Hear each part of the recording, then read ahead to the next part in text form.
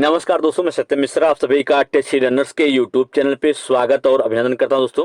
दोस्तों आज ईवीएस का प्रैक्टिस सेट नंबर 7 लेके आया हूं, जो कि आपके सीटेट एग्जाम के दृष्टि से ठीक है महत्वपूर्ण तो है दोस्तों। उसके अलावा जो आपका बीपीएससी परीक्षा होने वाली है उसके लिए भी अति महत्वपूर्ण है। शुरू से अंत तक पूरा वीडियो देखिएगा। अगर अच्छा लगे तो लाइक शेयर सब्सक्राइब दोस्तों जरूर करिएगा। चलिए स्टार्ट करते हैं आज की क्लास का पहला प्रश्न। यहाँ पे दोस्तों पहला प्रश्न आपके सामने, लौंग पौधे के निम्नलिखित में से किस भाग से प्राप्त की जाती है। लौंग जो होता है वो पौधे के किस भाग से प्राप्त होती है। सूखे पत्ते से, सूखे तने से, सूखे बीज या सूखी पुष्प कलिका से। तो दोस्तों इस प्रश्न का जो राइट जवाब होगा कि लौंग जो है पौधे के किस भाग से प्राप्त होती है, तो सूखी पुष्प कलिका जो होती है उससे लौंग को प्राप्त किया जाता है। लौंग एक प्रकार का दोस्तों रुगाड़ रोधी होता है। जैसे अगर किसी के दांत में दर्द हो रहा है तो लवंग जो होता है उसका तेल लगाने से दांत दर्द से राहत मिल जाती है दोस्तों। इस कारण से इसे रोगाण रोधी भी कहा जाता है और कई प्रकार के दोस्तों इसका प्रयोग मसालों में भी किया जाता है। ठीक है, चलिए आगे चलते हैं प्रश्न संख्या 2 पे। यहाँ पे दोस्तों प्रश्न संख्या 2 आपके सामने स्क्रीन पे, निम्नलिखित में से कौन सा युग्म सही सुमेलित नहीं है। परवृत्त पत्ती को तने से जोड़ता है। आधार के पास शाखाओं के साथ मोटा कठोर तना पेड़ होता है। कमजोर तना जो सीधा खड़ा नहीं हो सकता विसर्पी लता कहलाता है। उपरोक्त में से एक से अधिक या उपरोक्त में से कोई नहीं। तो इसमें आपको बताना है कि कौन सा युग्म सुमेलित नहीं है। जबकि परवृत्त क्या होता है दोस्तों, पत्ती को तने से जोड़ने का काम किसका होता है, परवृत्त का होता है। और आधार के पास शाखाओं के साथ मोटा कठोर तना जो होता है वो पेड़ नहीं होता है, जबकि क्या होता है, झाड़ियां होती हैं दोस्तों। क्या होती हैं, झाड़ियां होती हैं। ठीक है, झाड़ियां होती हैं जो कि आधार के पास शाखाओं के साथ मोटा कठोर तना जो होता है क्या होती है, झाड़ियां होती हैं। तो यहाँ पे दोस्तों जो पेड़ दिया गया यही क्या है, सुमेलित नहीं है। तो यहाँ पे और आगे पढ़ने की जरूरत नहीं है, यही आपका राइट जवाब हो जाएगा, ऑप्शन नंबर सेकंड। तो बाकी आगे देख लेते हैं। कठोर तना जो सीधा खड़ा नहीं हो सकता उसे क्या कहते हैं, विसर्पी लता कहता है, बिल्कुल सही। और तो इसमें से कौन सा सुमेलित नहीं दोस्तों, यहाँ पे ऑप्शन नंबर सेकंड जो है वही आपका राइट जवाब हो जाएगा। चलिए अगले प्रश्न पे चलते हैं। प्रश्न संख्या 3 है। जहां तक हम देख सकते हैं कुछ पक्षी हमसे 4 गुना अधिक देख सकते हैं। ये पक्षी कौन से हैं। कौवे, चील, कोकिला, बाज, कबूतर, तोते, चील, बाज, गिद्ध या कबूतर, कौवे, मोर। तो जहां तक हम देख सकते हैं उससे 4 गुना अधिक दूरी तक देखने वाले पक्षियों का जो समूह है वो चील है, बाज है और गिद्ध है। ये हमसे या मनुष्य से 4 गुना अधिक दूरी तक चीजों को देख सकते हैं दोस्तों। और कुछ पक्षियां जैसे दोस्तों यहाँ पे आप जान लीजिए कि यहाँ पे जैसे कौवा दिया गया है। कौवा जो होता है पेड़ की जो सबसे ऊंची डाली होती है उस पर अपने घोंसले का निर्माण करता है। और घोंसले का निर्माण इसलिए करता है ताकि वह अपने बच्चे की देख रेख वहाँ पे अपने बच्चे को जन्म दे सके और उसकी देख रेख कर सके। और मोर से रिलेटेड एक प्रश्न पूछता है दोस्तों, कौन सा ऐसा पक्षी है जिसके चोंच से लेके पूंछ तक एक ही कलर का होता है। तो कौन सा होता है, मोर होता है। ठीक है, तो इस प्रश्न का राइट जवाब ऑप्शन नंबर थर्ड होगा। चलिए अगले प्रश्न पे चलते हैं दोस्तों। प्रश्न संख्या 4 है। कहा कि किसमें परिवर्तन के कारण रंध्र खुलते या बंद होते हैं। जो रंध्र होता है दोस्तों वो किसके कारण खुलता और बंद होता है। कोशिकाओं में न्यूक्लियस की उपस्थिति के कारण, कोशिकाओं की प्रोटीन संरचना, कोशिकाओं में जल की मात्रा, उपयुक्त में से एक से अधिक या उपयुक्त में से कोई नहीं। दोस्तों आप देख सकते हैं कि इसी तरीके से आपके बीपीएससी में प्रश्न पूछा जाएगा और 5 ऑप्शन वाला दोस्तों 5 ऑप्शन वाला प्रश्न इस टाइप से दोस्तों आपके बीपीएससी एग्जाम में पूछा जाएगा। ठीक है, तो यहाँ पे देखिए कह रहा है कि किसके परिवर्तन के कारण रंध्र खुलते या बंद होते हैं। तो कोशिकाओं में न्यूक्लियस की स्थिति के कारण, कोशिकाओं की प्रोटीन की संरचना के कारण या कोशिकाओं में जल की मात्रा के कारण या उपयुक्त में से कोई नहीं। तो रंध्र के खुलने या बंद होने का सबसे बड़ा जो कारण होता है क्या होता है, कोशिकाओं में जल की मात्रा, उसी के कारण क्या होता है, रंध्र खुलता या बंद होता है। इस प्रश्न का राइट जवाब ऑप्शन नंबर 3 हो जाएगा। चलिए अगले प्रश्न पे चलते हैं। प्रश्न संख्या नेक्स्ट दोस्तों कह रहा है कि घटपर्णी पौधे में घड़ा किसका संश्लेषण करके बनता है। घटपर्णी जो पौधा होता है दोस्तों, जिसे मांसाहारी पौधे के नाम से भी जाना जाता है, क्योंकि कीड़े मकोड़ों यहाँ तक कि मेढक या चूहों को भी अपनी ओर फंसा के खा जाते हैं। इनका जो बनावट होती है कि घड़े की तरह बनावट होती है, जो पत्ती का और जो घड़े का ऊपरी सिरा होता है वो पत्ती के द्वारा जो होता है वो ढका होता है। तो घटपर्णी पौधों में घड़ा जो होता है किसका संशोधन करके बनता है? तो पत्ता, शाखाएं, तना या फूल। तो पत्ता का संश्लेषण करके या संशोधन करके बनता है। चलिए अगले प्रश्न पे चलते हैं। प्रश्न संख्या नेक्स्ट है, कहा कि कंकाल के वे हिस्से जो हड्डियों की तरह सख्त नहीं होते और जो मोड़े जा सकते हैं उन्हें किस नाम से जाना जाता है? कशेरुका, कार्पेल, उपास्थि, उपयुक्त में से एक से अधिक, उपयुक्त में से कोई नहीं।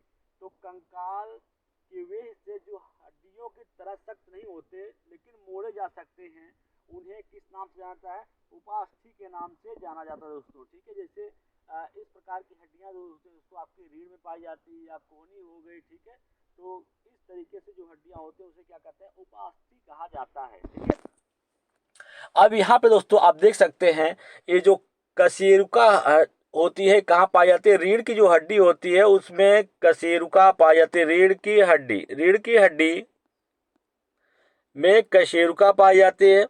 और इसके अलावा कार्पेल जो होती है, कोहनी मतलब जो आपका कोहनी या कलाई होती है, कलाई दोस्तों उसमें ऐसी हड्डियां पाई जाती हैं। चलिए अगले प्रश्न पे चलते हैं। प्रश्न संख्या नेक्स्ट देखते हैं। प्रश्न संख्या नेक्स्ट है कि मानव शरीर की पेशियों के बारे में निम्नलिखित में से कौन सा कथन गलत है? पेशियां केवल हड्डी को धक्का दे सकती हैं, पेशियां युगल में काम करती हैं, सिकोड़ने पर पेशियां छोटी और सख्त और मोटी हो जाती हैं, उपयुक्त में से एक से अधिक। तो इसमें आपको बताना है कि कौन सा कथन गलत है। जबकि पेशियां युगल में काम करती हैं, बिल्कुल सही। जो पेशियां होती हैं वो अकेले काम नहीं कर सकती, वो हमेशा जोड़े में काम करते हैं। सिकुड़ने पर पेशियां जो होती हैं वो छोटी हो जाती हैं, सख्त हो जाती हैं और मोटी हो जाती हैं, ये भी सही है। और इसमें से आपको बताना है कौन सा गलत है। तो पेशियां केवल हड्डी को धक्का देने का काम करती हैं, एक गलत है। ठीक है, तो इस प्रश्न का राइट जवाब ऑप्शन नंबर फर्स्ट हो जाएगा। चलिए अगले प्रश्न पर चलते हैं। प्रश्न संख्या नेक्स्ट है दोस्तों, कह रहा है कि निम्नलिखित में से विषम को ज्ञात करें। फल का पकना, सीमेंट का जमना, कोयले का जलना, उपयुक्त में से एक से अधिक है, उपयुक्त में से कोई नहीं। तो इसमें आपको विषम ज्ञात करना है। जैसे मान लीजिए कि फल का पकना रासायनिक प्रक्रिया हो गई, इसके अलावा सीमेंट का जमना रासायनिक प्रक्रिया हो गई, क्योंकि सीमेंट जमने के बाद फिर उसको उसके पूर्वावस्था में नहीं लाया जा सकता। कोयले का जलना, जब कोयला जलता है दोस्तों तो उससे विभिन्न प्रकार की गैसें जो होती हैं वो उत्पादित होती हैं। तो इस प्रकार से ये तीनों ही क्रियाएं क्या हैं? रासायनिक क्रिया है। इस कारण से तीनों ही समान है, इसमें कोई भी विषम नहीं है। ठीक है, तो इस प्रश्न का राइट जवाब ऑप्शन नंबर 4 होगा, इसमें से कोई नहीं। चलिए दोस्तों, इस प्रश्न नंबर 5। चलिए अगले प्रश्न पे चलते हैं। प्रश्न संख्या नेक्स्ट देखिएगा, कह रहा है कि मानव शरीर में छोटी आंत और बड़ी आंत की लंबाई के बीच का अनुपात कितना होता है? छोटी आंत दोस्तों कहने का सिर्फ अर्थ है कि छोटी आंत, लेकिन जो इसकी लंबाई होती है सबसे बड़ी होती है 7.5 मीटर इसकी लंबाई होती है।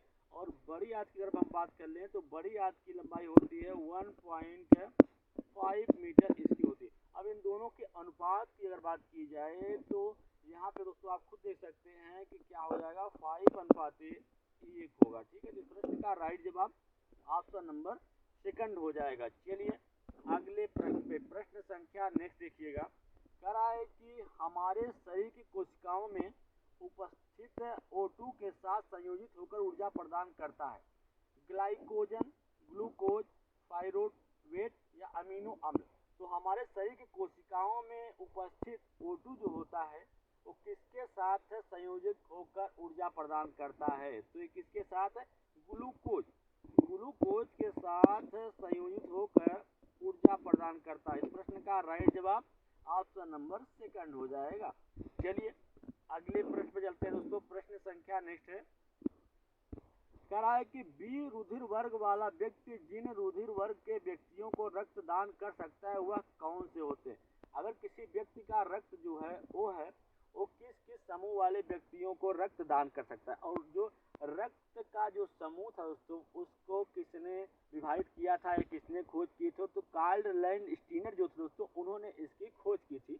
और इसमें आपको बताना है कि बी कोई व्यक्ति है उसका बी रक्त समूह है तो किसको किसको रक्त जो है वो दान कर सकता है। तो दोस्तों एक तो खुद को ही दान कर सकता है, एक स्वयं जिस व्यक्ति का रक्त ग्रुप बी है उसको तो दान कर ही सकता है, इसके अलावा ए बी वाले व्यक्ति को भी क्या कर सकता है, रक्त दान कर सकता है। तो इस प्रश्न का राइट जवाब ऑप्शन नंबर 3 हो जाएगा। चलिए अगले प्रश्न पर चलते हैं। प्रश्न संख्या नेक्स्ट है दोस्तों, कह रहा कि और वेद किस वेद का उपवेद माना जाता है, अथर्ववेद का, सामवेद का, यजुर्वेद का या ऋग्वेद का। तो ये यजुर्वेद जो होता है किस वेद का उपवेद माना जाता है, तो ऋग्वेद का उपवेद माना जाता है। चलिए अगले प्रश्न पर चलते हैं। प्रश्न संख्या नेक्स्ट है कि वर्षा जल संग्रह लाभदायक है सिंचाई के लिए, कृषि के लिए, जल विद्युत उत्पादन के लिए या भूमिगत जल स्तर सुधारने के लिए। तो वर्षा जल संग्रहण जो होता है दोस्तों वो सबसे ज़्यादा लाभदायक किसके लिए होता है, सिंचाई के लिए तो होता ही है, कृषि के लिए भी होता है, लेकिन सबसे ज़्यादा जो लाभदायक होता है वो भूमिगत जो जल स्तर होता है उसका सुधार करता है। जैसे कभी भी आप सुने होंगे कि जल स्तर जो है वो भाग गया है या नीचे चला गया है, जिस कारण से आसपास एरिया के जो पंप होते हैं दोस्तों उनमें अब पानी नहीं आता, ठीक है, हैंड पंप में, ठीक है, तो क्योंकि जल स्तर जो होता है नीचे चला जाता है। और जब वर्षा होती है तो उसी जल स्तर का सुधार हो जाता है, फिर से वो पुराने लेवल पे जल आ जाता है और फिर से वो सारी चीज़ें सही हो जाती हैं। तो इस प्रश्न का राइट जवाब ऑप्शन नंबर 4 है। चलिए दोस्तों अगले प्रश्न पर चलते हैं। प्रश्न संख्या नेक्स्ट है, कह रहा है कि निम्नलिखित में से किसे मिनी संविधान कहा जाता है। मिनी संविधान के नाम से किस संविधान को जाना जाता है, 1935 के अधिनियम को, 42वें संविधान संशोधन को, 44वें संविधान संशोधन या 1919 के अधिनियम को। तो मिनी संविधान के नाम से 42वें संविधान संशोधन को जाना जाता है और संविधान को बनने में 2 वर्ष 11 महीने और 18 दिन का समय लगा था। और संविधान को अंगीकृत कब किया गया था दोस्तों, आप जान लीजिए कि 26 नवंबर 1949 ईस्वी को इसको अंगीकृत किया गया था, मतलब उस दिन स्वीकार किया गया था। और लागू कब होता है, 26 जनवरी 1950 ईस्वी को संविधान जो है वो लागू होता है। चलिए अगले प्रश्न पे चलते हैं। प्रश्न संख्या नेक्स्ट देखते हैं दोस्तों, कह रहा कि भारतीय संविधान में एकल नागरिकता की अवधारणा इनमें से किस देश के संविधान से ली गई है। भारतीय संविधान में एकल नागरिकता की जो अवधारणा है वो किस संविधान से ली गई, अमेरिका के संविधान से, ब्रिटेन के संविधान से, आयरलैंड के संविधान से या फ्रांस के संविधान से। तो भारतीय संविधान में एकल नागरिकता की अवधारणा जो है वो ब्रिटेन के संविधान से ली गई है।